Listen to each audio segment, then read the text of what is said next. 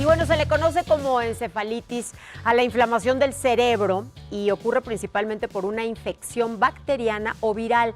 En algunos casos, la encefalitis puede ser el resultado de un trastorno en el sistema inmunológico. Y bueno, le doy la bienvenida, saludo esta tarde al doctor Arturo Contreras Marín. Él es cirujano neurólogo y nos va a hablar precisamente acerca de la encefalitis. Doctor, muchísimas gracias por darnos esta entrevista y quiero iniciar preguntándole, ¿qué es la encefalitis en el cerebro? Muy bien, buenas tardes, Adriana, gracias por la invitación. Como ya lo definías en la introducción, encefalitis como definición simplista de alguna enfermedad solo significa inflamación del cerebro, inflamación del sistema nervioso central, específicamente el encéfalo. Bien, también como mencionabas, es muy complejo abordar la encefalitis porque tiene diferentes etiologías, distintas causas. Sí. Las más frecuentes en el mundo occidental, bueno, son las causas virales. Como bien lo mencionaste, si existen aproximadamente unos 50 virus que tienen predilección por el sistema nervioso central y afectarlo. Muchos de ellos dan una enfermedad leve y algunos no tan leve, da enfermedad muy grave. Y algunas bacterias, afortunadamente, las menos, pueden producir encefalitis. Nunca olvidar que el cerebro está cubierto por meninges y realmente forman un continuo, la encefalitis y la meningitis. Prácticamente todas las bacterias que son capaces de dar meningitis son capaces de dar encefalitis y es un continuo, y llamaríamosle, cuando esto ocurre, meningoencefalitis. Y la última parte que mencionaste respecto al sistema inmunológico, te quiero comentar que es muy importante e interesante que en los últimos tiempos hemos visto que muchos de los casos que anteriormente clasificábamos como enfermedades virales, en realidad se debían o se deben a una causa inmunológica. Y de ellas varias, existen anticuerpos de algunas personas que así están predispuestas genéticamente contra anticuerpos contra NMDA, que es el anticuerpo que más frecuentemente causa encefalitis, y algunos otros blancos en el sistema nervioso central como AMPA, que pueden producir incluso canales de potasio, que pueden producir enfermedad y encefalitis. Doctor, ¿cómo podemos detectar la encefalitis? ¿Cuáles son los primeros síntomas para detectarla? La encefalitis, su sintomatología es muy variada. El paciente puede presentar prácticamente cualquier síntoma que dependa del sistema nervioso central, dependiendo qué área está inflamada. Pero si los tratamos de englobar dentro de los síntomas más frecuentes que presentan los pacientes, muy frecuente presentan cefalea, dolor de fiebre, cabeza, en alguna zona de la cabeza, doctor. A veces suele confundirse con migraña, pero en realidad es una cefalea o un dolor de cabeza distinto que no podemos englobar con migraña. En ocasiones también se presentan crisis convulsivas, crisis epilépticas de distinto tipo que nos ayudan a diferenciarlo en estos casos.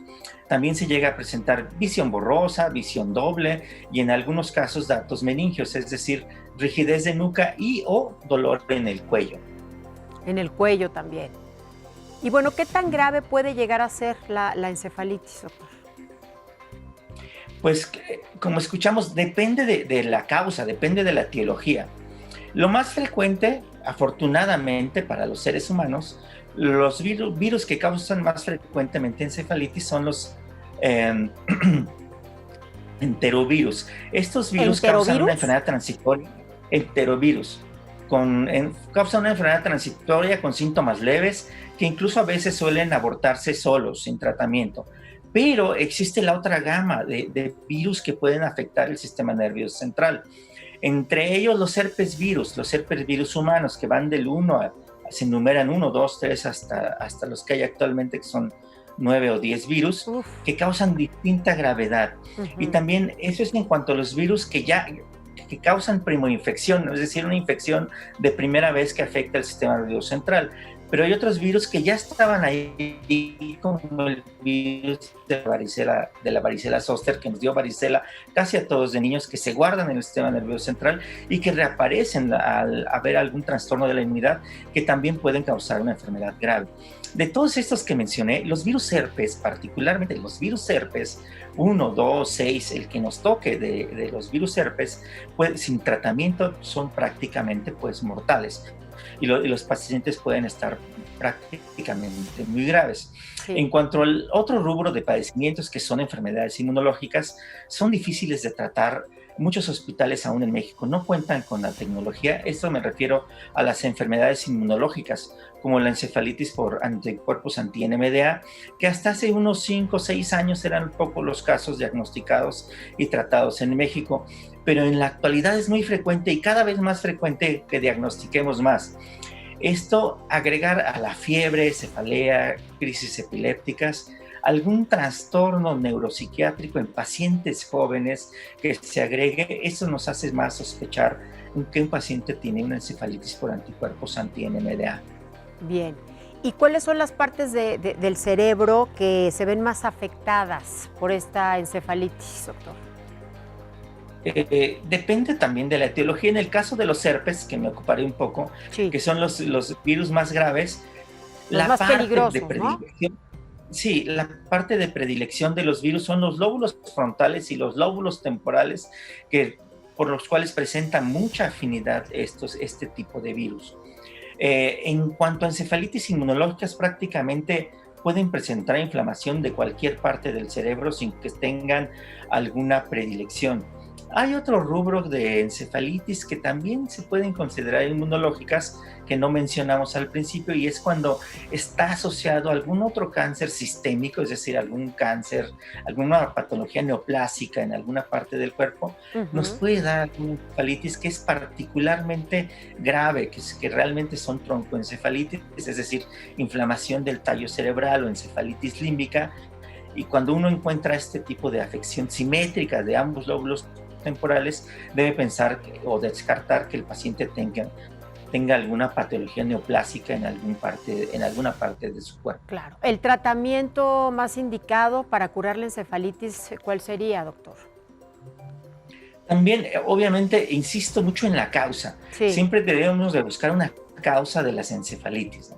Cuando es una encefalitis leve, que se aborta sola y que tenemos la tecnología suficiente en un hospital de primer nivel y vemos que es un enterovirus, prácticamente no requieren tratamiento, pero siempre a recordarnos que debemos dar algún antiviral. En el caso de las encefalitis más graves, como las encefalitis herpéticas, el tratamiento es multidisciplinario, necesitamos varios tipos de tratamiento que nos ayude. No, francamente antivirales, ¿no? Antivirales. Tratamientos que nos ayuden a disminuir la inflamación del cerebro, como son esteroides endovenosos, y antivirales específicos, que para los virus herpes siguen siendo de los antivirales de familias más viejas, como el aciclovir, aunque hay antivirales de más reciente generación que también tienen actividad contra los virus herpes. Dependiendo del virus, si lo podemos detectar en el líquido cefalorraquídeo, que es un estudio, digamos, obligado, una punción lumbar es obligada en estos pacientes con encefalitis, y en ello determinarle el agente etiológico, este es el tratamiento. Y en el caso de las encefalitis inmunológicas, el tratamiento es variado, sin olvidar los fármacos que nos ayudan a la desinflamación rápida del cerebro, como son los esteroides endovenosos. Y si tenemos ya la clara evidencia o la sospecha clínica incluso del que el paciente tiene una encefalitis inmunológica, pues podemos usar inmunoglobulinas o incluso plasmaféresis, es decir, recambios plasmáticos de la sangre del paciente para prácticamente lavar los anticuerpos